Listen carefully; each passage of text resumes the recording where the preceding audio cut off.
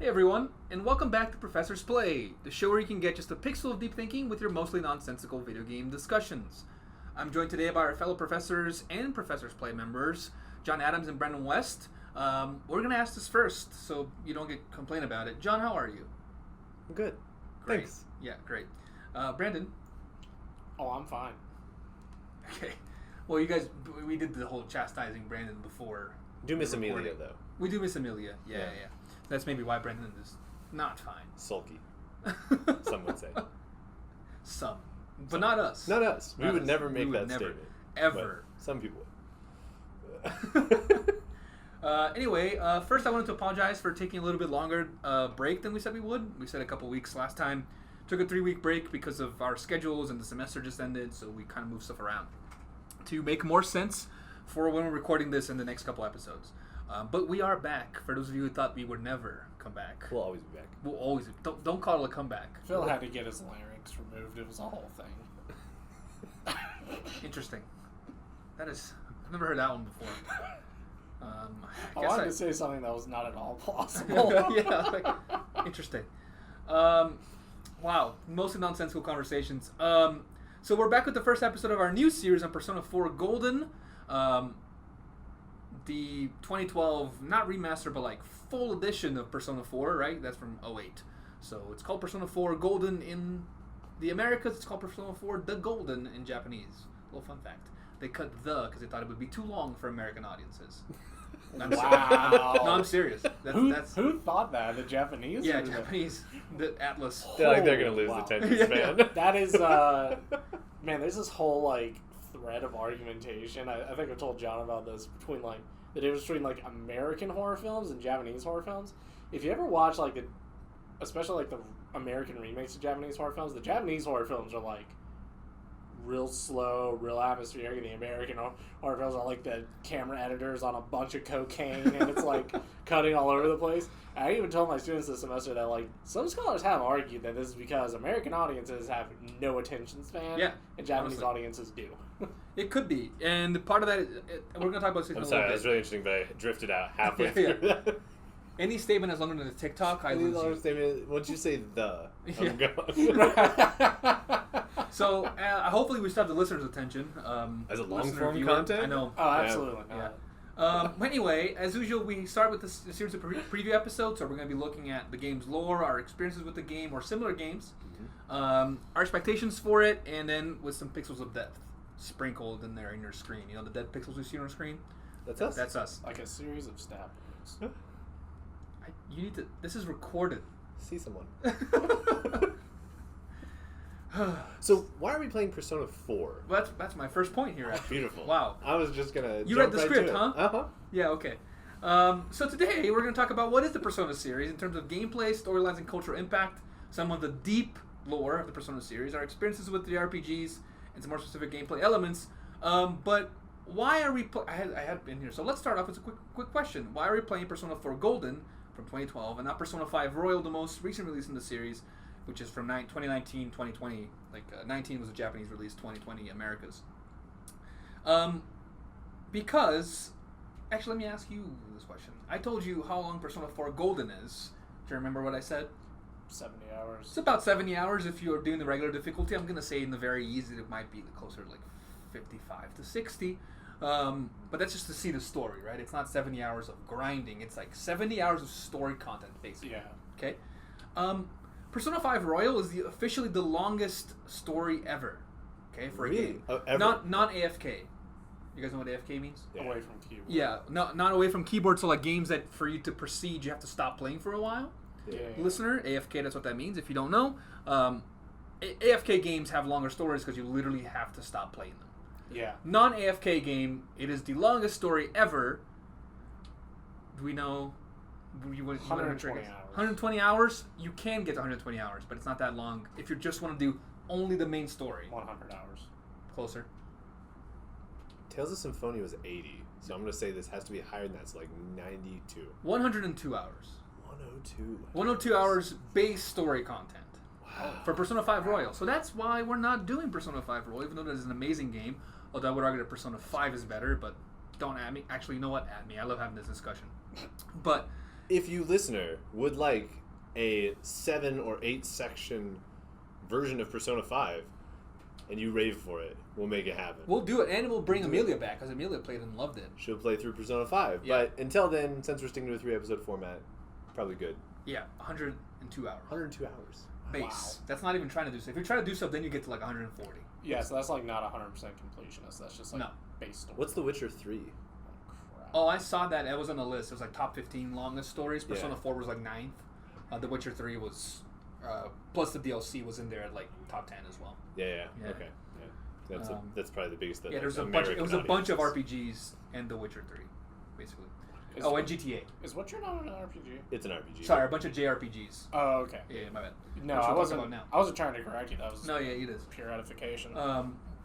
Yes, it in the expanded version of what an RPG. Yes.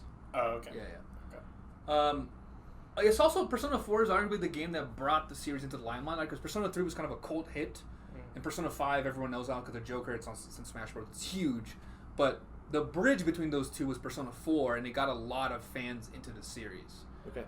Especially with the 2012 remaster for the Vita. So it's like the popular one. The popular one is Persona 5. This is the one that made Persona 5 possible. Oh, I Yeah. This is the Winter Soldier. If we're talking Marvel. Right. Yeah. It's the classic. People are like, man, that was good, but other stuff is like my favorite, basically. Yeah. Although Persona 4 is still a lot of people's favorites. So jumping into our experience with JRPGs, and I just made this illusion of like, I actually there's not a lot of research on this, and I want to look into like what makes a JRPG a JRPG, like what makes a Japanese role playing game Japanese. Does it have to be made by a Japanese company? Does it have to be set in Japan? All this kind of stuff. Yeah, where's like the line? Because it gets pretty gray and fuzzy. It gets pretty. It does get pretty gray and fuzzy. Yeah. So I want to do some more research on this. So I don't have a lot for us here today, but just know that Persona is a Japanese role-playing video game like Final Fantasy, like Pokemon. Like Pokemon. Yeah. So for our experience with JRPGs, I'm gonna let you guys go first because I have more based on our notes here. So Brandon, why don't you go first? Yeah, my experience with JRPGs, Pokemon. As you all know, I have played about 20 minutes thereof. No, I'm kidding. I have beaten some Pokemon games. It has happened in the past. Just not the most recent one. Prove it. Not the most recent one, yeah. Show me those badges. Right. Yeah. Ash holds them here. 10 out of 8. or whatever Gary it is. gets 11. Yeah. 11 out of 8. Dude, this guy just run around stealing stuff from Girl Scouts. No, they're from other gyms. They have different like Yeah. symbols. Apparently, the way they corrected that was that apparently there are more than 8 gyms in the region. You just get to see only 8. Yeah, their story only arcs 8. Yeah. And you only need 8 to enter the elite. That's how they. Which I mean makes sense, but they never intended that to happen. No, yeah. that's definitely retconning. And I've played a little bit of Final Fantasy VII. Don't remember why I didn't finish. A little bit, fair bit actually, of Final Fantasy IX. And I used to watch my brother play Final Fantasy X. So Final Fantasy and Pokemon, the two that we've already mentioned. I am totally vanilla, apparently. Did you ever play through 1? Final Fantasy 1, no. Yeah. It's a grind. Oh, actually, yeah. I played a little bit of Final Fantasy Tactics as well. I forgot sure. Forgot about that one. Yeah. John, what about you? Yeah, I've played the Final Fantasy games, a few of those. I've also played some like weird ones out in the middle of the blue, but I really like the Tales games. They're Yeah, kind of they're like good the stuff. classic JRPGs, which are like Tales of Symphonia, Tales of Vesperia, and I was mentioning it when we talked about length because the first Tales game I played was Tales of Symphonia. It was on the Nintendo GameCube.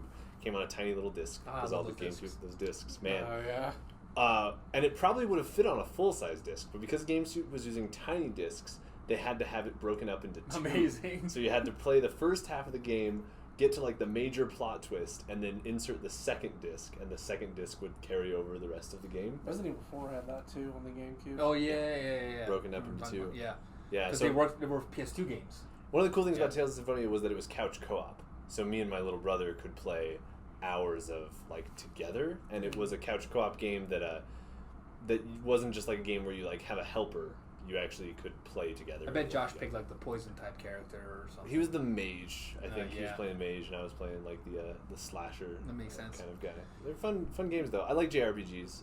Yeah, it's good stuff. Generally. Part of like some of the consensus on like what makes a JRPG is the fantastical element versus a normal world element, natural world, regular world element. There's always slimes. And sometimes they're slimes. But like, if you take there are some Lord of the Rings games that are like turn-based RPGs, but you wouldn't call them JRPGs because they're not from Japan. They're not based on Japanese culture. But then you also have Japanese RPG made by Japanese companies that are like that. So like, are those JRPGs? So I think that definition is changing from RPGs made by Japanese companies to RPGs that have a specific thematic similarity. And if we're talking about this like in the peak version, so like that gray area gets harder to find. Yeah. But if we're talking about like way over here, usually they're like animated, right? Like usually you're not dealing with like Gears of War style realistic renders of individuals. They're usually like it could be the graphic styles and other things you like get a graphic into. See, there's a lot of fight option. No, a lot of like things that we could, or characteristics that we could get into. But so maybe next episode. But for me, I played a lot of Pokemon, mostly Pokemon actually. I want to say until I played Persona, I had never played another JRPG. Because I went through those dark times. I think I told you all before that all I played for like FIFA. Yep. Years of FIFA. For like 20 years was FIFA, right? Is FIFA a JRPG? No, but it's a time sink like one. So yeah, until I played FIFA forever, and then one day, and I played some Pokemon here and there. And I remember seeing Persona coming out and being like, that's not for me. In 2016 or something like that, just being like, okay, that looks kind of interesting, but I don't really. I hate turn-based content. I hate all this stuff. Now it's my favorite kind of combat because I'm a slow old man, so I don't want to keep pushing a bunch of buttons. I can, I just don't want to. And then I played Fire Emblem Three Houses. Oh, great one. Yeah, which was great, and I really enjoyed that. I've only ever played one Fire Emblem. Well, I tried to play the first Fire Emblem, and I died immediately. Do we count that as an RPG, or is it like a tactical base? It's a tactics RPG. Okay. Yeah. Like Final Fantasy Tactics, right? Yep. Yeah. I have in here. I actually didn't play anything other than FIFA for like 15 years, and Zelda, and Pokemon. Yeah. And I hated turn-based combat because to me it never felt real, except for Pokemon because you're telling someone to do something, right? You're like, Pikachu, Thunder Shock. Nice bit of ludic overlap there. Yeah, exactly. Instead of being like, I'm telling myself to punch. I always thought that was dumb. Because Right. Persona is the same thing. It's kind of like it's a demon that comes from your soul that you're telling to do something. Right. Instead of you punching someone. So the commands make sense. Yes, it to me. But now I love turn-based, but I think it makes sense as well. And then I jumped straight into Persona, right? So I have here, I have you guys put the experience here. So I have the opposite of your experience with Persona because you have none. Zero. You wrote zero. I'm nothing. so excited. Except for the times that I've come to your office and been like, dude, this is amazing. You're like, this is the best game ever. I'm like, I am here for it. And then Brandon said, I have zero experience with Persona series. So he's going in masked, pun intended. Yeah. We'll talk about that here in a little bit. It's a preemptive pun. Okay. We'll get to that. All right. But you said, because this Persona 4 is a murder mystery, and we're going to talk about the plot here in a little bit, but Brandon said, what did you say? I have read a couple Agatha Christie novels. I read and then there were none in high school, and I did the audiobook of Halloween Party. Yeah, this game is heavily inspired by Agatha Christie, Sherlock Holmes, so Conan Doyle, and I'm blanking on his name, but a Japanese murder mystery writer. Excellent. But my experience with Persona series is vast. Extensive. Yeah, so I joined the Persona Party, another RPG pun. Get it? Because you have a party? Yeah. Okay, cool. Did that go over your head? It did. Really? Yeah. RPGs, you have like a party that helps. The people that are with you are your party. Oh, okay. Yeah, I thought Persona had a party that was happening in the game. They do also. It's fair. But, so I started with Persona 5, the original, even though Royal was already out when I started playing in 2020. I think it's why I bought Persona 5, because Royal kind of brought it back to the mainstream, and Persona 5 was like $18 Game of the Year edition. Gotcha. So I did that. Yep. And I haven't looked back since. Persona 5 is an 80 to 100 hour game, and I've played through it twice. Wow. Basically back to back. And I have converted many followers since. Many a follower. So you love it. Oh, yeah. Persona 5 is my favorite game of all time alongside Wind Waker. Nice. Man, you should I've do also- this for a living. I Play should. video games. I should. Professionally. Hit me up. I've also played Royal once. That's like 100. It was like 110 hours my playthrough, 115. I'm currently doing my New Game Plus run right now. Wow. Which Nice. is like, it's kind of like going to the gym. You go like every day for a couple hours. It's kind of what I do with Persona 5 Royal. And then after I played Persona 3, Persona 5 for the first time twice, I bought a PSP when the PlayStation Portable store was closing, just like they did with the DS a little bit ago. And that's when I bought all the Pokemon games. For the PSP, I went in there and I bought all the Persona games that are on the PSP. Gotcha. So I played Persona 3 Portable, which is like the portable version of Persona 3, obviously, and it's rough, but it was fun. I didn't beat it because I got to a point where like I have been slightly over leveled for every fight until I got to the almost final boss fight, and I was like severely under leveled. Like they were one hitting me, so it requires a lot more grinding than I'm willing to do.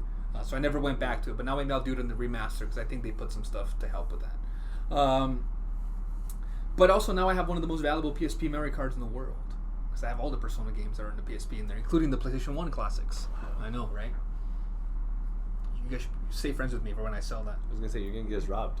You're gonna break into the Fair enough. university. Oh gosh. So I have watched a playthrough of all the routes in that game. I haven't finished it, but I know how it ends. It's wild. Persona 4, actually, I've always wanted to play it. I watched the playthrough. I actually use it in my class as an example for like RPGs with meaningful choices. So I tried to play it. I when I went home last time in my parents' house, I downloaded Persona 4 into my PS3 Classic console in my PS3, so it's like a PS2 Classic in the PS3. Okay. Since I already knew the story, I was like, I'm going to play this on one save file. And for those of you out there who have played Persona, you know that's a bad idea. Because you have a lot of decisions every day to make, except also in the PS2 Classic version, there's a glitch that every once in a while they delete your save file. Delete your most recent save file. So they deleted like 12 hours of gameplay. And then I have never tried again until just now. Because the frustration. This else is like, I don't... So will this be your first full playthrough of Persona 4? Yeah, and I'm not looking anything up. I know I already like missed a couple of things. Wow. But still fixable, I think. But I'm even more excited than I once was. But I never played Persona 4 Golden. What I was playing was Persona 4, which is like significantly different. There's less story, there's less characters, there's some different stuff. Okay. Yeah. So what is Persona? We've been saying that a lot here, saying Persona, the word Persona a lot. So a movie by it is actually Ingrid Bergman. Yeah, it is actually. We don't talk about that. I'm kidding. Ingmar Bergman. So Persona is a spin-off actually of a bigger JRPG title called Shin Megami Tensei, which means true or new reincarnation goddess. Sure. It's really catchy titles. Yeah. That they also cut that from the English release. Oh, what's it called in English? Well, no. Like Persona games used to be called Shin Megami Tensei Persona. They cut the Shin Megami Tensei. So the full title for this game is Shin Megami Tensei Persona 4 The Golden. Yes. Wow. They cut that stuff. That's for us. special. Yeah. I really appreciate that. Thank you, Japan. So that's the parent series, right? It's pretty successful, especially like for Japan. It's a small market. They have some famous games called Nocturne, Apocalypse, Shin Megami Tensei 4. But Persona now is more successful. Then the spin-off is more successful than the original. They have sold more, yeah. And all the Persona games and some of the Shin Megami Tensei games have these common elements of like the Persona games specifically. It's a group of high schoolers, except for Persona 2 because Persona 2 is actually 2 games. The second part of Persona 2 is like I think they just graduated high school because it's following the same people, right? But it's usually a group of high schoolers who gain the power of the Persona, okay? And then they can battle demons with these monsters that come out of their soul, right? I'm going to explain a little bit more about that here in a little bit. But they have dark themes. It's like the extraordinary is intruding in the ordinary. So it's not like, boom, you were in a new world. It's like this other world of demons is trying to infiltrate our world. And we are the only ones that can stop because we have the demon power as well, right? So that's kind of the theme there, right? High school must have impacted a lot of people in Japan because everything always happens in high school. Yes, and they talk about this. I was looking at some interviews by the creators, and they talk about they wanted to put it in high school because that's something that most of their audience has experienced. Right. So you can relate to it even if you didn't go to high school in Japan. Clever. Because high school is like a unifying awkwardness that we all have to power through. Yes. Yeah, I like that. And I think you're gonna enjoy Persona 4 high school experience specifically because it's in a very, very small town. Yeah. So it'll be similar to, I think, your experience, perhaps. Yeah. But anyway, one of the main themes is nihilism. Nihilism versus hope, right? We talked about this a little bit. So the Persona 3 theme is Memento Mori, which means remember death, right? And it's basically remember the impermanence of all things and live your life while you can, basically. Right. Persona 4, that's not the theme, it's something else, but like that's kind of the vibe they go for. Okay. And it kind of it's a setup. They set us up in Persona 1 and 2, which is the reason you're able to fight these demons is because there's two entities fighting against each other, having a cosmic bet. Okay, these entities are Philemon from the Greek, right? And he's, according to Carl Jung, he's like he helps like lost souls. Yep. And then what is the name of the other one? Nyarlathotep. Nyarlathotep, which is a Lovecraftian entity that is of evil. Of evil. Complete extreme evil. Yeah. Complete extreme evil. So basically, it's funny because in my notes here, Brandon was like, the Lovecraftian entity? I was like, yeah. That one. Yeah, they go real far in this. So it's a real like depth of lore. But the idea is like that Philemon is like humans are inherently good and hopeful, and Nyarlathotep, however you say that, are like humans are inherently bad. And I'm gonna prove it to you. So they get into this bet where Philemon is supporting humans by being like, here's a power to fight demons, and Nyarlathotep or whatever, he's like, I'm putting demons out. So it's almost like a Job story where we have like these gods betting against whether or not humanity is actually worthy of being good or not. Exactly.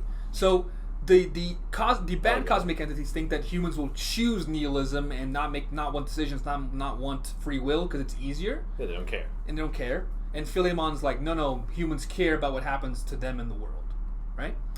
So this is explicitly played out in Personas 1 and 2 and 2.5, if you want to call it that. In 3, 4, and 5, it's more of like an implicit thing. Because Philemon is represented by a blue, like, ethereal butterfly thing, and he doesn't show up as a person. Or you never talk to him. You never talk to him in Personas 3, 4, and 5, but the blue butterfly is still the symbol of where you save your game and you see it around. Okay.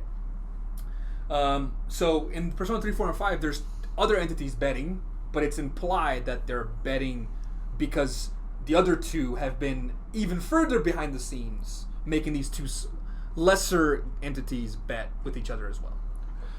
Yeah, it's wild. We are ingrained in a game of the gods. Yes, exactly. Oh, joy. And you don't really know that until the very end, basically. But, that's not a spoiler. It's just like, you notice, your character doesn't know that until the very end. You do. Gotcha. Yeah. Gotcha.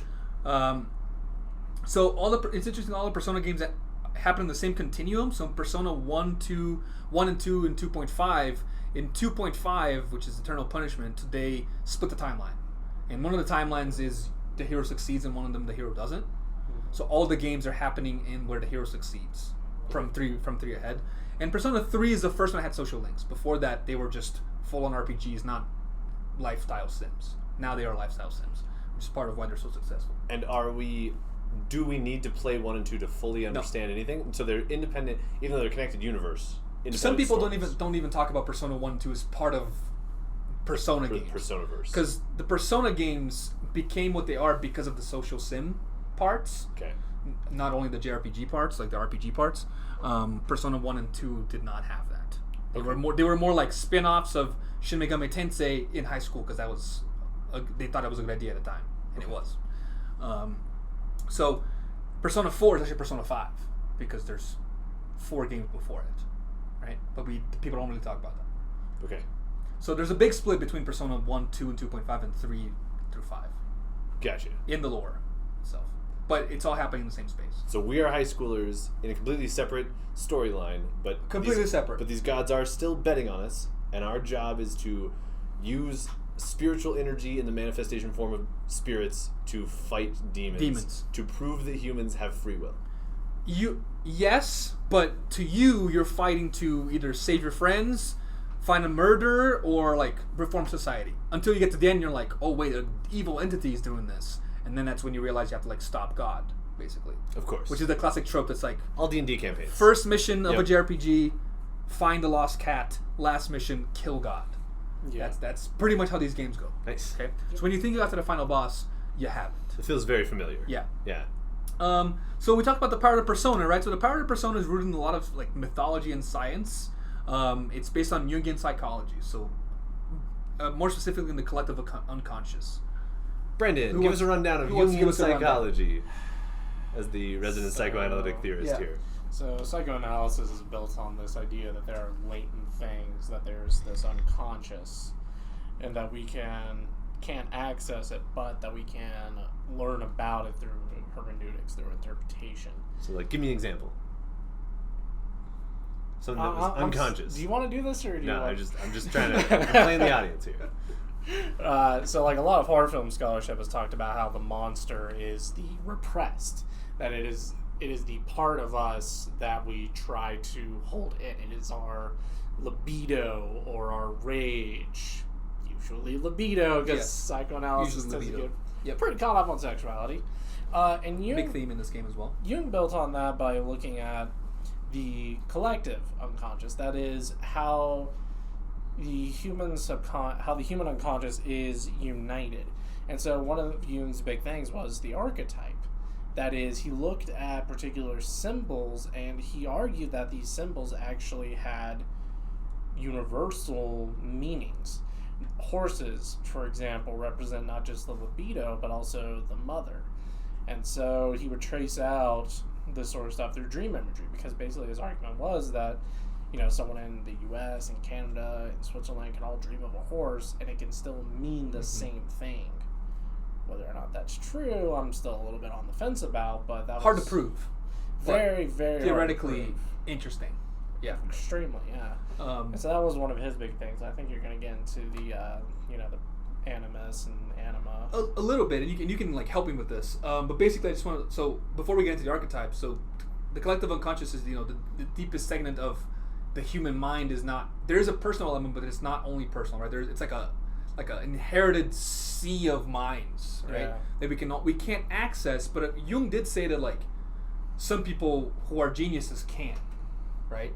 And that's why sometimes we get people that are like have ideas that are like revolutionaries, because they're able to like tap into this. And we see this a lot in discussions of film, where we say that, like, why is it that, like, in the early 2000s, zombie stuff just became so popular all at once, right? And a Jungian psychologist would argue that we were really fearing all of these, like, shopping malls and capitalistic overtake, and so we decided to respond to that by creating a monster from our unconscious that we could then slight, right, in the form of zombies. But because it wasn't just something that I was experiencing, I wasn't just experiencing, like, the capitalization of, like, the suburbs the small town being eaten up by large Walmart-style corporations. Which is actually what happens in this game. Everything was being Oh, boy. done that way, right? We get a response where everybody sees zombie films suddenly as really interesting and hyper-engaging. Yeah, and it's part of that is sometimes some of the main evidence. I'm going to say evidence under quotes because it's not like you can't roll out other stuff, but some of the stuff that Jung would point out to is like how similar ideas happen in different parts of the world, right? How people are inventing the telephone in two completely disparate parts of the world at the same time. Dragons as all a that theme yes. over and over and over. And mythology themes, right? Parallel thinking. Yeah, parallel thinking. Thank you. So that's how are we coming up with these things around the same time? Jung would argue that we can all access it without knowing sometimes, like through our dreams and stuff, that we all see these things. It's also, correct me if I'm wrong, but I think it's an explanation for like instinct. Like why does a butterfly or know to do something? Because it can like access the collective unconscious of its own species and like act in a specific way. Oh, that's interesting. Yeah, right. Yeah, and that's and that goes to our instinct as well. But like why do we have libido in these instincts? Is because of our own like collective unconscious, and we're supposed to be doing these things, right? But Brandon got a little bit here into the archetypes, which is how the symbols that Jung used to be like we have all these similar symbols for similar things, right? So he talked about the anima, which is, I think the definition is the ideal woman who compels men to behave in certain ways. Is that correct? I looked this up, but I don't know how right that was. More or less. Okay. The trickster, which is a child seeking affirmation. The mother, and then the archetype for knowledge is a wise old man. So Master Oogway from Kung Fu Panda is a wise old man archetype. Yeah, though we also have to mention the animus. Right? Yes. Anima, animus, male side of the female psyche, female side of the male psyche. Yep. So both of those feature prominently in Jungian psychology. Basically, Jungian psychology is interesting in that it does kind of preempt the notion of non-binary gender identity. Oh, yeah. In that there's a male and female side to every psyche in Jung's archetype. And the anima is the female side of the male psyche Yes. that compels man to behave like feminine, and the animus is the other way around, right? Yes, I think. so. It's an interesting, like, really forward-thinking thing. Yeah, no, I thought that was real forward thinking for his Oh, yeah. And that's the thing, psychoanalysis actually was fairly forward thinking. Like, Freud didn't think that homosexuality should be pathologized. Yeah. He's like, nah, that's just normal. Which, especially for his time period, was quite forward thinking. So this game has a lot of the dungeons in this game are sexually charged. And there's a lot of, in this game, we're going to talk about this probably in episode 2 or 3, but some of the depictions of some of the sexuality has been criticized. Hold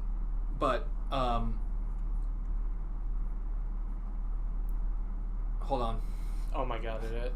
Yeah. We haven't talked about the shadow. Okay, here we go. Yeah, we'll get to the shadow. Okay.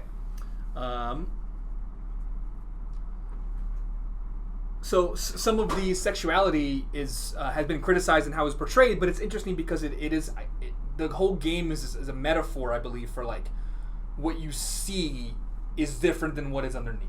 Yeah. Right. So we'll talk about that in the next episodes. But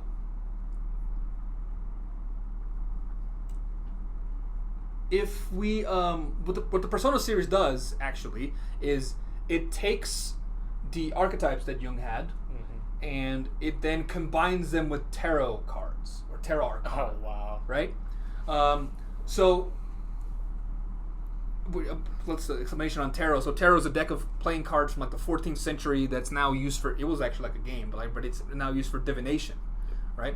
And it has, I believe, 78 cards, and within them there's 22 major arcana, and that's just like arcana aren't suits, but just think of that as that's kind of how it's easier to think about it, right? So just as you have a jack in a regular deck, in a tarot deck, you would have the fool and the world, and those are the suits, right? Those are the major arcana. So each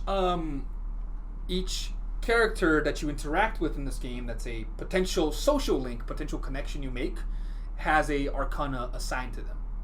And remember, I talked about this with John, actually, but not the audience, but John, remember I talked to you about how everything in this game has a meaning? Yep. There's a reason the social links all have their own arcana and why it's that. Gotcha. Okay? When you think, it's an interesting combination, because when you think of like the Jungian archetypes, and then you combine them with these arcana that represent different people or different stages in life and different representations of the same thing, I think is a really like natural connection, despite sounding pretty out there. It's also interesting they chose tarot, because tarot is about divination, about foretelling the future, and the ability to foretell the future really challenges the notion of like free will, right? So we're playing with that archetype, and we're saying, well, we have these people, they represent divination principles. There is a divination. Whenever divination comes up, it raises questions of like free will and determinism, right, and nihilism. So they're playing right into the. They're very careful. And one part of that is because, so the reason you get selected to be the main character of these games, Persona 3 to 5, is that they see your fate ahead of you. There's attendants that help you create personas, right? They help you create better monsters. Okay. There's a world that exists outside of our world and outside of the demon's world, called the Velvet Room, which is based on Red Mask of the Poe story. Oh, Mask of the Red Death. Mask of the Red Death. Based on that, combined with Twin Peaks. There's a room that exists outside of each reality. What is this game? I told you. And they help you make personas. And they basically bring you in there because they're like, we saw your fate. It's not good, but we're going to help you change it. Why? Right? Because they are on Philemon's side. Okay. Yeah. So because they're on the side of an ancient Greek god, or a manifestation of love, they are going to help us manifest Jungian principles in spiritual form, masquerading as tarot cards, Yes. so that we can defeat a Lovecraftian entity. Yes. Because the Lovecraftian entity cheats. So their bet was humans have hope versus humans don't care. And they were like, all right, let's see how it plays out. But then Nyarlathotep starts cheating. Well, of course. Yeah, and then that's when Philemon sets up this room to help your side. This is the most ridiculous setup for a story I've ever heard. Isn't it amazing? Get out of here. So, it's interesting to think about how all these arcana, they represent a different kind of mask, a different kind of persona. Okay. Right? So same with, we're talking about Jungian psychology, so we all have masks that we put on day to day for things we do, right? So this isn't a bad thing. So I have a professor mask, I have a podcaster mask, I have a gamer mask, and Right. so on and so forth. Not a bad thing. Very Just, typical Jungian psychology. yes, exactly. You're right? never yourself. You present a face somewhere else. And it's not a bad thing as long as you accept that. If you don't accept that part of you, then it could become a shadow. Right. Or if that mask contradicts with some other... And you don't accept that And you don't accept contradiction. that contradiction. So Brendan was talking about shadows. Do you want to talk about that? Yeah, so psychoanalysis and horror, more broadly, both hold that trying to deny some part of you is a really bad fucking idea. Yes. Gonna have to edit that out. No, I'm going to put the explicit tag on it. Okay, my bad. I have to now. But, yeah, because repression will out is really the sort of the thing that we're going to go with here. And so, now the shadow isn't necessarily evil, it's just the part that you deny, right? So that could be someone who is evil, like denying the good part, right? Right. But suffice it to say that the shadow attends your every step, and so the monster is within. You have to figure out how to reconcile with Exactly. It's evil to you, right? Because you're like, this is a part of me that I don't want to accept. Yep. And the more you deny it, the more it grows. The more powerful it becomes. Yeah. And it Very messes up with your So when we psyche. take this physically, and it's a demon, in represented demon form, Yes. and we physically don't do this, instead of having a mental breakdown, it wrecks You have a mental things. breakdown too, but But then it also wrecks things like on the metaphysical realm? Yes. On the physical realm? yes, Yeah, metaphysical. So The metaphysical. now, I think it's important to note here that what we're talking about is the Jungian concept of individuation, which is how we define ourselves as individuals, and that's an individual who encompasses the anima, the animus, the shadow, etc., etc. Yes, all those are part of us. all of them, Yeah. and they all are a part of us. But what that means is that self in the Jungian concept is a dynamic equilibrium. It is not a monolith. You are Forward not. thinking. Yeah, you are not you in the sense that you are not a pillar. You are an amorphous blob that is constantly shifting as the shadow and the animus and the anima are all constantly vying for positions. And so self becomes wavering, it's fluid. And so individuation is not a goal. It is a process that we are all undergoing, and it is a process that really only stops once we're dead, depending on your view of an afterlife, I suppose. But also is therefore full of pitfalls, and that's what like Gothic horror is often exploring, is how the process of individuation breaks down. Sorry, this is what my dissertation No, is this about. is exactly. I- You are taking us in the exact direction. This is a better segue than I could come up But with. if I'm hearing what you're saying, and I'm hearing what you're saying in this game, then we just start with the idea that okay, this is a messy process, but in Jungian psychology, it just all happens psychologically. But if we accept that there's a real collective unconscious, and that collective unconscious Can is be populated accessed by us. and it's populated by demons, then when our shit goes awry, it doesn't just affect us; it affects everybody Yes. we're connected to. Yes. Yeah. And that's what happens in this game. So you are segueing beautifully. I think, wow, whoever wrote the script did a really good job. Oh, did he? All right, Yeah. we'll give him a raise. Thanks, man. Double this salary. So, Double zero, still zero. hey, we get paid for okay. So the Persona 4 relies heavily on this concept on the concept that Brendan was talking about, which is this is a influx thing, but in order for it to remain in flux and not to get stagnated into mental breakdown, you have to be able to reconcile those different parts, right? And what John was saying, that because the collective unconscious is, let's accept it's real, if one person's in flux or stagnated so bad that they alter the collective unconscious for a lot of people because they have a lot of gravity around them, then everything else starts to get messed up. And that's what happens in this game, right? So, it's the story of Persona 4. This is a game rated teen, right? Like they expect I think it's rated T. T. Yeah. They Yeah. expect like 16-year-olds to play this. Yeah. And they're like, no, a friend of mine told me she played it when she was like 12, and she's like, that messed me up. And I was like, I bet it did. It is a murder mystery, like literally a murder mystery in the sense that there's a murder when you get to town. There's 2 murders when you get to town. You are also a suspect since the murder started right after you got to town. of course. And police can't figure out what happened because, lo and behold, you figure out that people are dying because they're getting stuck inside televisions. And I don't mean like physically? Or like metaphysically. Metaphysically stuck inside So televisions. you get physically thrown into a TV, but then you're in the TV world, which is a repetition of the collective unconscious. Okay. The way you access the collective unconscious in Persona 4 is through television sets. Oh my gosh. Yeah. And then in Persona 3 is there's an hour between midnight and 1 a.m. that only people that can have personas can access. That's the collective unconscious. In Persona 5 it is you need an app. As you see the direction of the world is moving. Yeah. Yeah. Collective unconscious doesn't occur through the TV airwaves. This is like it's Marshall McLuhan by way of Videodrome. Oh, I was telling John that this is a English professor's like dream. This is an English professor's dream Yeah. game. I wrote a book about this stuff. So the TV world is a representation of the collective unconscious. What you see there is a representation of what everyone is thinking, except you get gravity wells when you have someone that has has been having a really bad experience, and they are being thought about a lot by other people. Thought. Yeah. They become a gravity well in that spot that forms a metaphysical representation of what they believe their shadow is or what they want to deny. Okay? Wild, right? So, for example, the first person to go and say, this is a mild spoiler, but you're going to get there anyway, is they are supposed to inherit a like traditional Japanese inn, Okay. but they don't want to. They repress those feelings. When they show up in the collective unconscious, they become a princess with a medieval castle who's asking for a Prince Charming to whisk her away because she needs to get out of here. To save her from this. Yes. Interesting. So the way it happens is people get kidnapped, they get thrown to the TV. And they're all hidden behind metaphors and illusions. But the reason what happens is like before they even get into the TV, because the collective unconscious is like boiling to the surface in this space. Whenever you turn on the TV at midnight, you can see like a what's that called?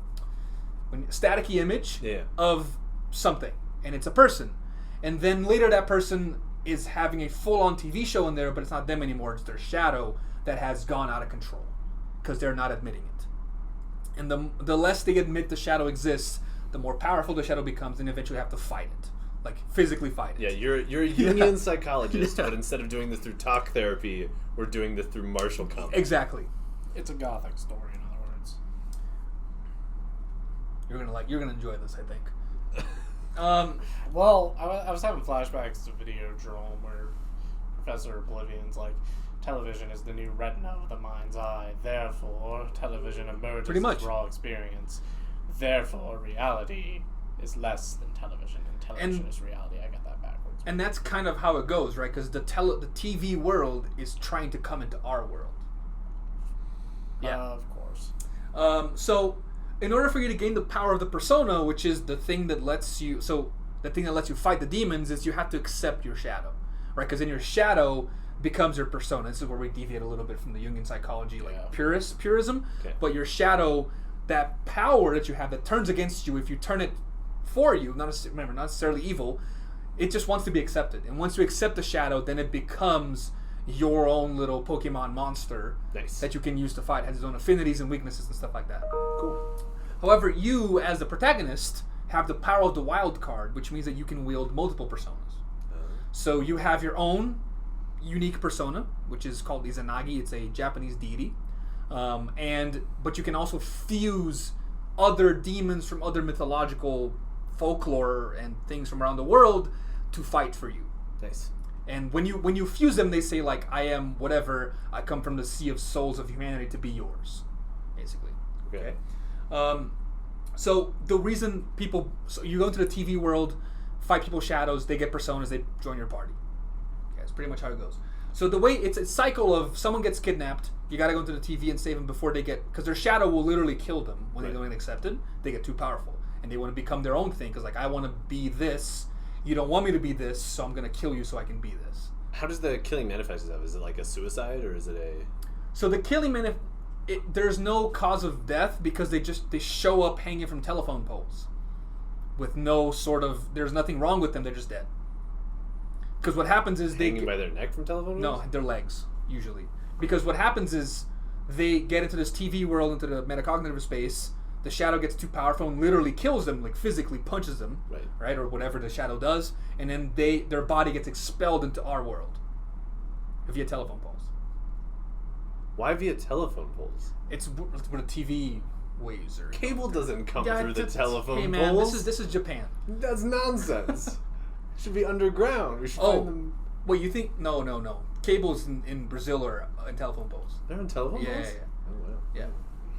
Especially in older places. I guess if it's warm enough. Well, It's not especially gonna freeze. in older places like rural Japan. Yeah. Okay. So this happens in rural Japan. We talk about this a little bit. And the police are just like, well, that's weird. Yeah, and they're must like- be this teenager. Kind of. They're And like, you're we like, don't, how would I? we don't. Well, they don't think it's you, but they're like, you're also suspects, and they have no idea what's happened. That's not how suspects work. You can't just declare the new person that walked No, into they don't. town. They don't go Yes, up to you you. can. They don't go up to you and be like, you're a suspect. But sometimes you get asked questions like, I heard you were like in this one spot. We saw the victim there once, and you're like, oh yeah, coincidence, right? Because it's a small town, you can say that, but it is not a coincidence because you were there investigating. Gotcha. Okay.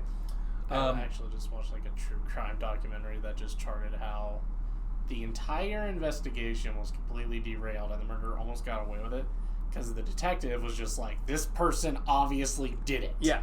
And just like hounded this individual for like 3 years and like ruined their life. Like the detective ended up going to jail. So the detective is actually your uncle. Wait, you're living with him. Do we? I was gonna ask. Do we have a mom or a dad? You have no mom or dad in this situation. They exist, but not in this game. Okay. You're doing a year, not abroad, but a year in the countryside with your uncle and your niece. And as we're doing a year abroad for fun in the countryside, and people start getting strung up from telephone poles, our family's just like, yeah, no, that's fine. Yeah, no, that's a major plot hole. Yeah, people always talk about that because they say like, because it's his sister, your uncle's sister. It's like, yeah, your mom sent me here. She didn't say anything though. She just said you were coming. I was like, wow, okay. Like, I buy that initially. I'm just saying, like, if That's I a sent theme- my kid somewhere and No. then people started getting strung up by telephone poles So- in his class, I'd be like, Persona 3, they fix this, but you're an orphan. So that's how they fix it. Okay. Persona 4 and 5, they never justify where the parents don't show up. Never. That's a major plot hole. Pokemon parents. Yeah, exactly. It's the same thing. Gotcha. All right, bye. Hope you don't die. Yeah, it's like, here's a rat. Go conquer the world. Don't come back until you did, basically. Send me money so I can buy stuff.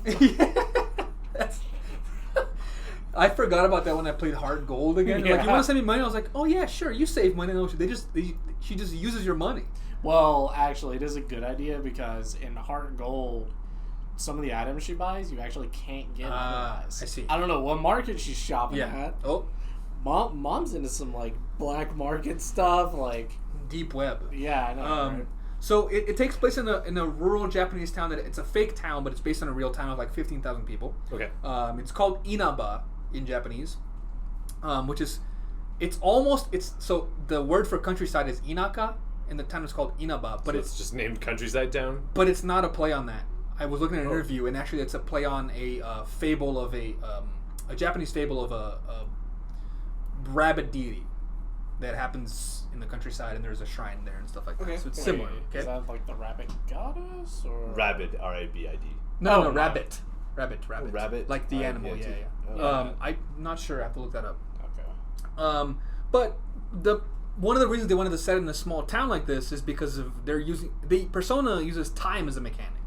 So you have every day you have 2 time slots, afternoon and evening. Okay. And in those time slots, you can do different things. You can hang out with your friends. You can go fight monsters. You can work a part-time job. You can read. You know, all the fun stuff we always do in video games. Do your taxes, all that fun stuff. Clip your toenails. Exactly. Kinda. No, I'm kidding. But you can go fishing. You can make lunch for the next day, whatever. But once you do that thing, that time is gone, and you can never go back to that day. That day is over. Yeah. And you have from April to December to finish the game. This is really making me question my own mortality. Yeah, it's supposed to. Yeah. Okay. So once that day is over, unless you save beforehand, you go do something else, and you come back to that save, you can never repeat. You know, April 30th, that's gone forever. You can never do that again once you're in May 1st, right? Just like real life. Just like real life. Just like real life. So that's the major mechanic that like kind of sets it apart from a lot of things. And the game also allows you to literally pick when you get to a certain point, in sometime in December or November maybe, you have to make a decision on who the killer is, and if you pick wrong, you don't solve the mystery and the game ends. And you get a really clear indication that you didn't do a good job because there's a fog that comes from the other world into yours, and when you pick the wrong killer, the fog remains and your friends are all sad and you leave because you were only there supposed to be there a year, and the implication is that everyone's eventually going to die there because the fog is poisonous. Yeah. If people aren't just like leaving town, well, it's part of the nihilism, right? They're starting to accept that the fog is their life. Okay. Yeah. So it's a visual novel with like dungeon crawler aspects, right? So a lot of the visual novel stuff is like little portraits of anime people. Okay. There's the day-to-day activities, like you can plan those out like real life. Like this day I'm going to do this and this day I'm going to do this. But there are some things that only show up on a single day. Like you get a call from your friend saying like, I'm about to go hang out at this place. Do you want to go? If you say no, you can never do that with them again because they're not going to go again. I know, right? It's going to be a stressful game. I know. So this game is FOMO personified. Okay. Pun again. Personified. But thank you. But one interesting thing that I want to talk about is like a pixel of depth is consequences. So I talk about in my class about how games that have meaningful choices, they have to have 4 things. Awareness, so you know you're making a choice. Okay. They have to be like gameplay consequences, right? So things change in the game based on what you did. Right. Which doesn't mean a game over, because that's easy to get back to. It means like something happened that made you feel that made an impact, right? It could be game over, it doesn't have to be. Reminder, so like later on in the game, they're like, remember that time you did that? Yeah, that was dumb. And permanence, can't go back. So with that in mind, remember what I told you about someone calls you, you don't go to do that thing. You don't even know what you missed, but you missed something. Yeah. Pretty much every choice every day in this game is a meaningful choice. Stop. But it's not, because it's in the guise of, oh, do you want to go fishing or do you want to go work your part-time job today? Right, but you don't know that if you go fishing, Nessie's going to come to the service on this day and this day only. Yes. Probably not literally, but... Close. Yeah. It's like there are days you can go work that you get there and there's going to be a special character that shows up. Yeah, you win the lottery that day and then you're rich for the rest of the game because you have no... Oh, my goodness. But the game does a nice job of balancing this with like, it doesn't ruin your experience or it doesn't make your experience, but you do miss things that you'll never see. That's why these games are made to be played more than once. You will not see everything in this game. Even if you were trying, you wouldn't see it. Like my first Persona Royal playthrough, already knowing the entire story, I tried to do everything and couldn't. So it is not built for that, basically. Which is a metaphor for real life, right? You're not going to be able to do everything. So my only goal is do what you can and enjoy it. Not to let the town die in the middle of winter. That's my... Yes. Your goal... If I can do that, I will be happy. Yes. Okay. But there's 2 different ways of doing that. One is a good ending, one is the true ending, John. To get to the true ending, there are several things you have to do in like May and April. I'm just going to set my bar at good ending. Okay, fair enough. If I get to good ending, I'm going to count as a But it's just an interesting conversation I had with my students. Like, is this every choice meaningful, or is this the meaningful ones are even more meaningful when you get to a point where like you have to pick a killer, right? But if every day you literally can't go back, then that kind of challenges what we perceive as a meaningful choice. And what I tell my students is like, let's pretend that our lives, every choice we make is meaningful. That's true already, but for our own psyche, let's pretend like that's not true at this point. Yeah. So we don't have because you leave your house 5 minutes later. Well, and in a game perspective, accident, there's got to be a direct inverse correlation between the amount of meaningful choices you can give a player without them knowing, and the amount of frustration experienced. But that's why they do it so well, because you don't experience that frustration because of the game. You think like, oh, I should have done this. Shoot, it's not like, damn it, game, you should have told me about this, because it behaves like real life. Like, you didn't know this before it happened. Right. So once it did happen, you're like, oh, I'm glad I chose this. But am I going to have to play through a 70-hour game 6 times to get it to work exactly the way I want? 2 times. The second time you can get everything to work. Because part of this too is that this game works with a system of stats of like the personas themselves, or the Pokemon monsters. Right. They have stats, but you have stats. Okay. Like knowledge, expression, courage. Depending on your stats, you can do certain things in real life, in the game, in the sim part of the game. When you go to New Game Plus, you keep those. So you can start the game already doing those things that you'd have to wait to do. Gotcha. So for example, your uncle, you can't talk to him until your expression level is like level 2. So sometimes you have to wait a couple weeks to be able to talk to them until you build that up, right? And when you go back, you already have expression level 5. Talk to him day 1. Yes. Gotcha. So this is what I want to talk about here too. It's like a mirror to real life, right? It's like you're missing things that you don't know you're missing, unless you look it up, which you can. But I'm playing this game without looking anything up at this point. But it's interesting. What do we think in terms of realism here for games? When we talked about this, like perceived versus real realism in games, Right. Or like, is this a step too far? Where do we necessarily enjoy the part of life where we're like, I don't know what's going to happen if I don't pick this thing, or if I don't do this, if I don't go to play soccer today, I wonder if that's going to be better than not playing soccer today. But this game does that every single time you make a decision.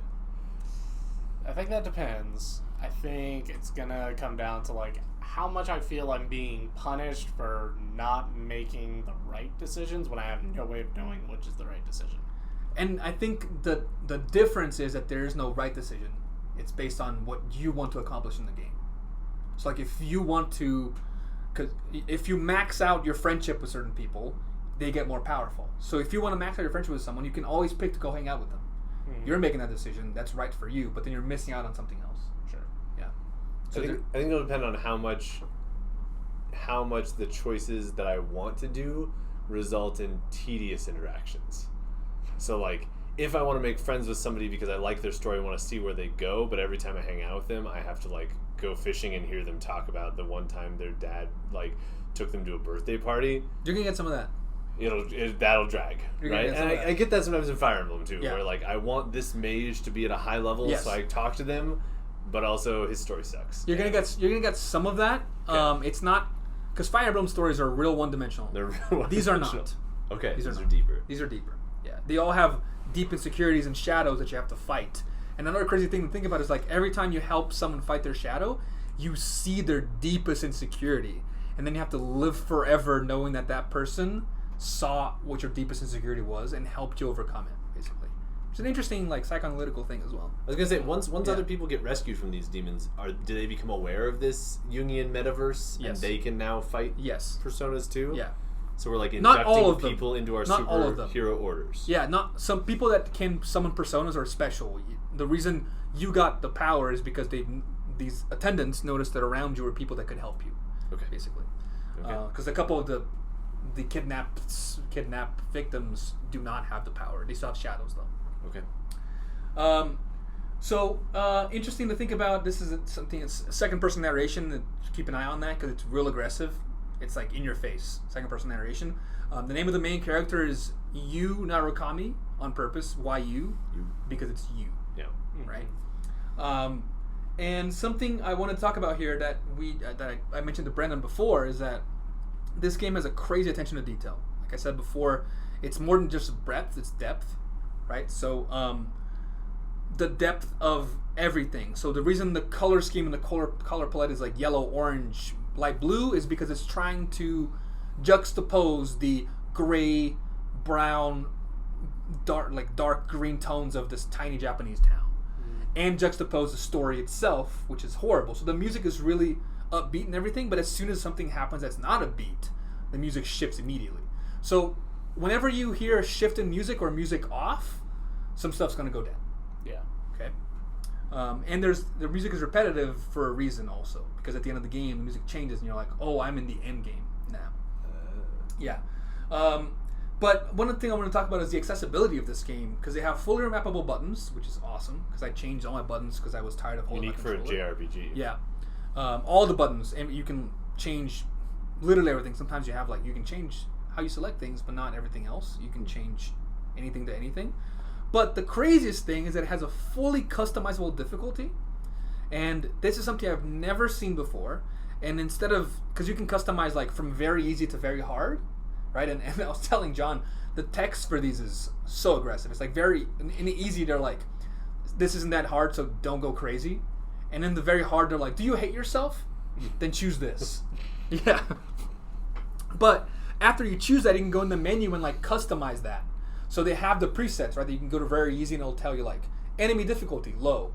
Your damage output, high. Amount of money made, high. Interesting. restarts available, yes. Dungeon restarts available, yes. And you can select those and you can change it to very hard or customize it in between. Right. So I have it basically set to normal, but I have damage output high and money high because I don't want to grind. Yeah. Because this is a game from 2008. It requires a lot of grinding unless you do these kind of things. Yeah, you see that a lot in like graphics options. Yeah, exactly. Where you'll be like high graphics, and then it'll give you like shadows, sliders, resolution. But you don't see that in difficulty very often. Which is, I was like, this is like, why don't more games have this? Like, maybe I have a specific enemy that I hate. I can like tone them down. Right. Right. I don't know. You are there any commented rewards here. or punishments for difficulty? Zero. Zero Rewards or punishments. Playing up very easy. Yeah. Yeah, probably. Yep. Yeah, no, I think that's a good idea. But I think you'll get in there and you'll be like, you can mess around with it, right? Because you can change the difficulty minutely in between each battle. Nice. So if you're going to a boss battle, then you can switch to very easy. Yep. And then you can switch back to normal if you want, right? So you can switch it whenever you want. It's a really interesting concept that I think more things should do. Yeah. Because, like, I've never thought about this before. Yeah, I'm completely with you there. I think customizable difficulty sounds great, especially to avoid grinding. 'Cause Exactly. As we all know, I hate grinding. Yeah, and it's from, like, 2008. Like, they were expecting you to grind because that's how games were at the time. Yeah. Right? And now not so much. So if you change the thing to being, like, different difficulties and how much money you get, you don't have to go grinding for money, all that kind of stuff. Beautiful. So one thing I wanted to do here that I kind of skipped over to come back to it is that we're going to talk about the breadth and depth of lore. And I told you about how the personas that you can summon come from myriad folklore. Right. Yeah. Right? Because you're pulling from the collective unconscious of the world. Of the world. And they take that literally because they have personas and monsters available from everywhere. Right?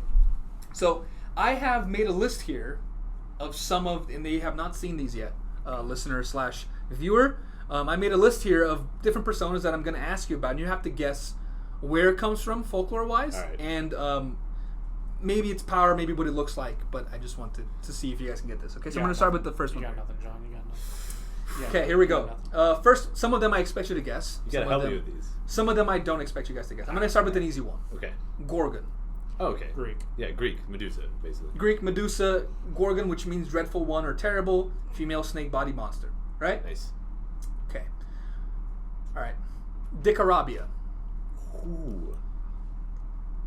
also known as Carabia. For those of you who can't see right now, Brandon is... He's in it. He's going into his own unconscious. I'm gonna guess Babylonian. Babylonian god? I'm going Korean.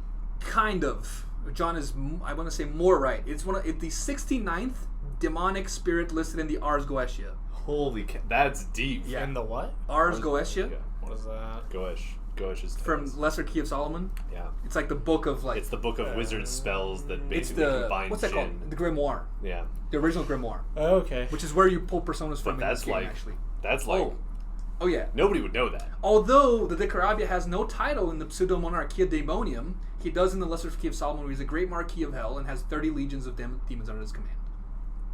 It looks like a pentagram and a starfish at the same time.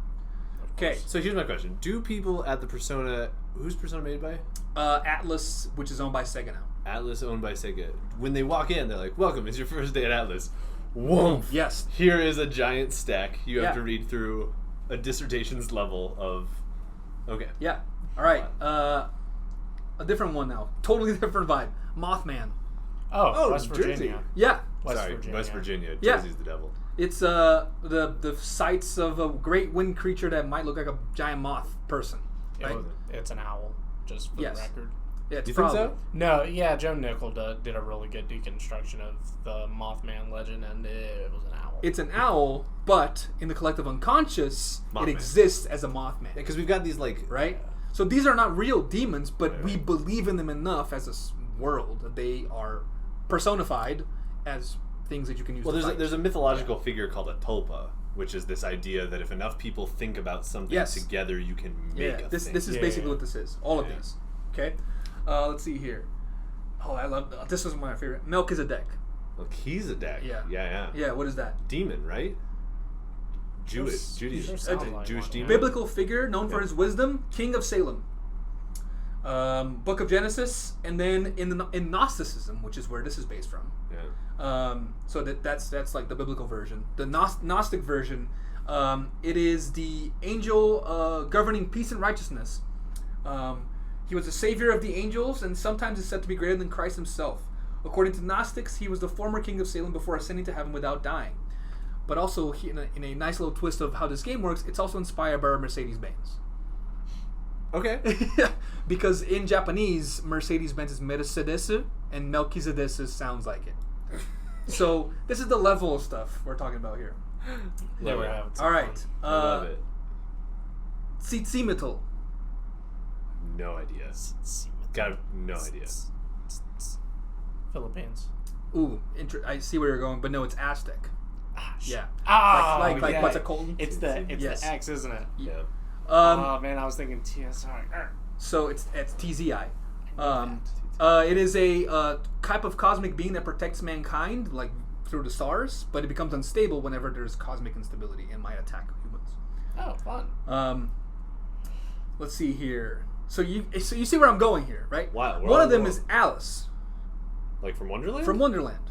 Okay, Lewis But Carroll. It's Lewis Carroll, but it's based on the version of Alice that comes into people's dreams and takes them away to death. What? Yeah, that's a thing. Yeah. Yep. It's happened to me before once. Yeah. So What? like just like a Drifloon. What, the old hag? It's kind of a combination of both. But it's a story that tells that Alice would visit misbehaving children and take them away. Oh, Right. fun. This version of Alice in this game is very much like that because it is very weak, but it has 2 insta-kill spells that are the highest at like hitting in the game. So you might kill everything without even having to worry about it. But if they hit you first, you're probably gonna die. Spam that X accuracy. Yikes. Horus Egyptian. Egyptian. Yeah. of Son of Ra, right? it's the sun. Yeah. Yeah. Trumpeter, Trumpeter? Like from Judaism? like from the Apocalypse. Yeah. Yeah, one of the trumpets. One of the trumpeters, 7. yeah. And like some of these have really like connections to their skills. So the trumpeter has a lot of skills that are passives. Because they they're like just announcing foretell the stuff. apocalypse. Yes. Yes. 7 trumpets. All right, 7 one seals. more here. There's Clotho in here. Clotho and all the Lachesis and all those sisters, right? Which one is the one I want to do? Oh, this one is a different one. Skatach. How do you spell it? Scathach. Egyptian? No, that is from Irish mythology. A Okay. legendary Scottish warrior woman and martial arts teacher who trains the legendary Ulster hero Cuchulainn in the arts of combat. Oh my gosh, I cannot. Yeah, so right here we have I'm so Irish. sorry, Charlotte. We have like biblical stuff. We have Mesopotamia. We have Indonesia that I didn't bring up. Okay. We have Chinese. We have Mesopotamia. We have Okinawan. So this is The world. the world. The world. They pull things from everywhere, and Every these get possible kind of moved around. mythological So in this game, there's one that's called the Ukabach, which is a lesser class demon of hell. It keeps the fires burning in hell. It's in Persona 4. It's not in Persona 5. So they move them around. Okay. Okay, but that's kind of what we're dealing with here. Okay, there's Right, the amount of depth, and there's one last one that I like to bring up because it's one of my favorites, called the Neko Shogun.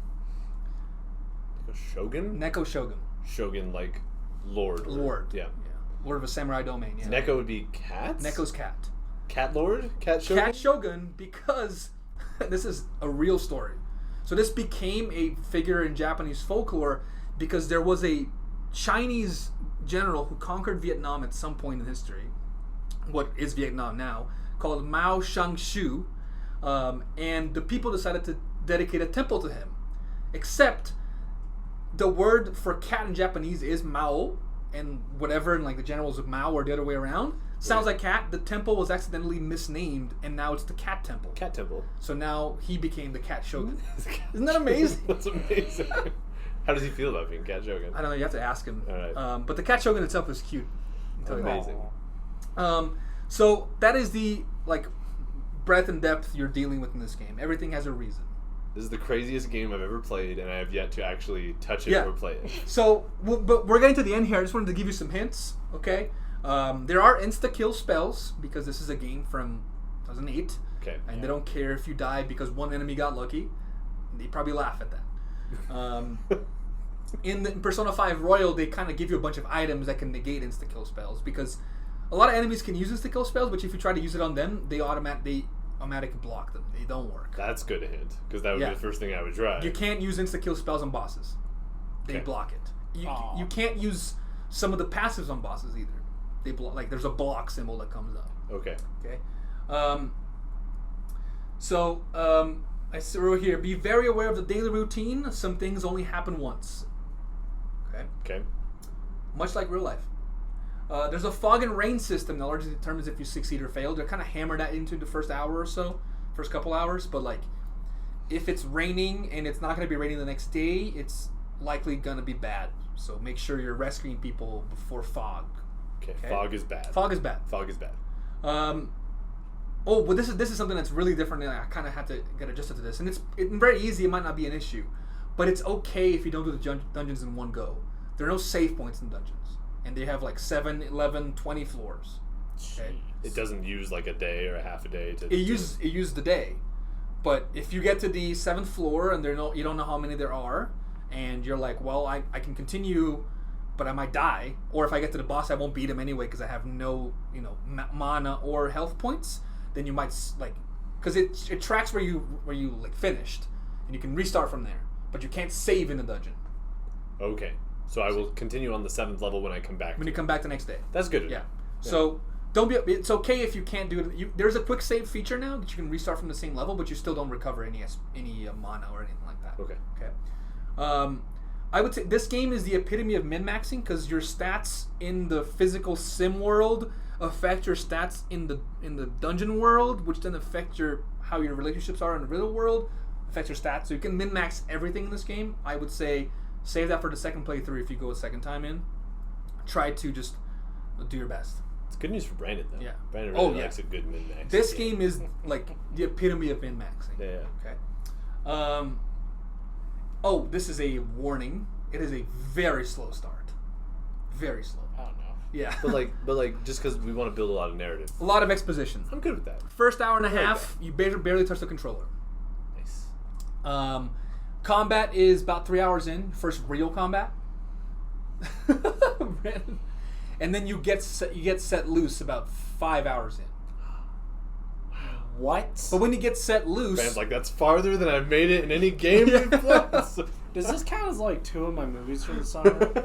but when you get set loose, it's kind of overwhelming because it's like fishing, hanging out with friends, working part-time, going to the TV to like save people, and it's a lot of stuff going on at once, and it goes by really fast. Can I just run out and start stabbing people in the middle of the street? In the cognitive world, sure. They're not people, they're shadows, but yes. One more thing, and I wrote this before like looking it up, but I wrote here, if you hear chains in a dungeon, like ghostly chains, I wrote run, but it's not technically for this game. So in Persona 3 and 5, they have this, in this one too, but it's a little different. They have this one shadow called the Reaper, based off of Grim Reaper. It's a Grim Reaper with like 2 carabiners, rifles, shotguns, that is way more powerful than anyone in the game, including you or the final boss. Oh, it's one of those. Okay. It's one of those like JRPG side horror boss. Yeah. So that's a thing. In Persona 3, it happens if you stay on the floor for too long. Same with Persona 5, and they just kind of show up and chase you around, and they can go through walls. So if you play those games, they're gonna go through walls. In this game, you can only face the Reaper if you open a set number of chests and kill and like in a single dungeon and don't restart, and then the next chest you open might have a Reaper in it, and the Reaper will kill you in one hit. And if you equip an item, there's an item in here that lets you block any attack. If you do that, then it uses the most powerful attack in the game, which will kill you in one hit even if you're level 99. Is it possible to kill the Reaper and get it as your persona in like a... You can't get it as your persona, but it's possible to kill the Reaper and you get the best item possible for every character in that battle. Nice.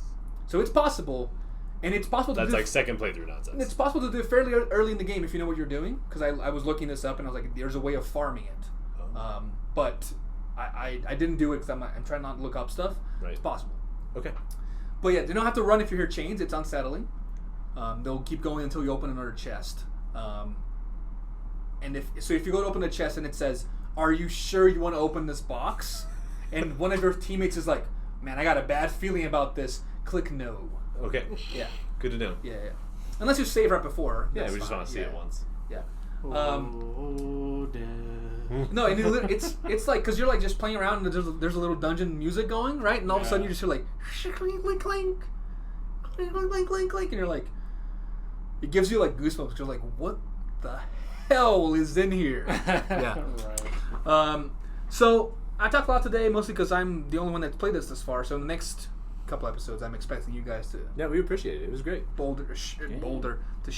shoulder some of the load, but Brandon shared some of his knowledge of Jungian psychology, which was awesome. So keep all that stuff in mind when you're playing this. Yeah. So for expectations, I've been playing for about 15 hours now. I'm enjoying a lot. I started actually being like, man, this is so slow. And then I'm like 15 hours in, I'm like, man, really? It's already been that long? Because I'm like really enjoying the slow pace. Well, and it's going to feel slower for you, because it always feels slower True. on a second playthrough. And it's slow on purpose. The developers talk about this. They wanted to make it slow because they wanted to be like, this is a small town in Japan. You're supposed to be slow. Well, and right? like Brandon talked about this with Pokemon, like the first time we went through the intro, it was slow, but it was okay. Second time was miserable. Right, but even like day to day feels slow because there's like 3 places you can go in town. Gotcha. Because it's supposed to feel like that because it's a small town with nothing to do, but as you'll see, there's a lot to do. Okay.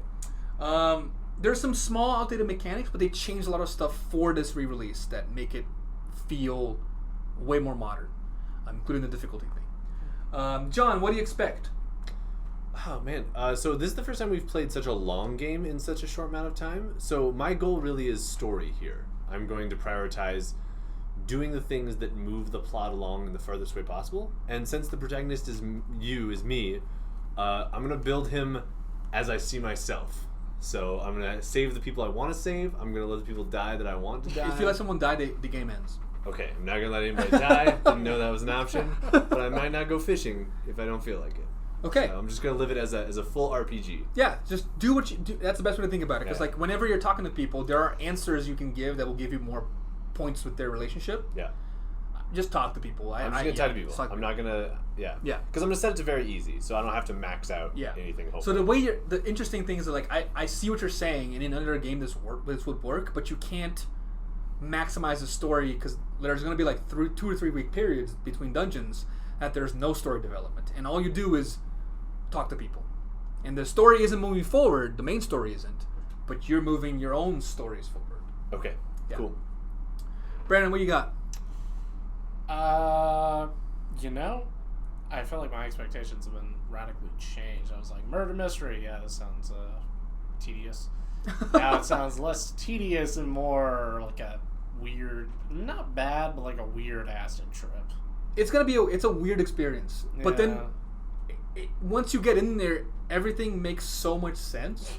Like you'll see that it's really well made, like the way they combine things. Yeah. And they also do a good job at some of the stuff is in your face. Like remember not to let people die, but they don't tell you about other things. So you kind of like you might miss entire people to talk to because you don't take a job somewhere. Nice.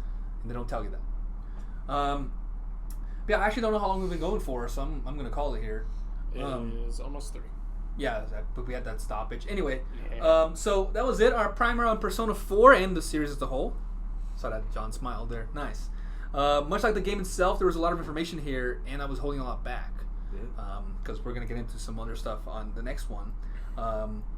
But thanks again for joining us here in Professor's Play, the show in which you can get just a pixel of deep thinking with your mostly nonsensical video game discussions. I'm Professor Phil Chavot, he's Professor John Adams, and he's Professor Brendan West. And together, we are professors who play video games. We'll see y'all in a couple weeks with our first impressions of Persona 4. Thank you.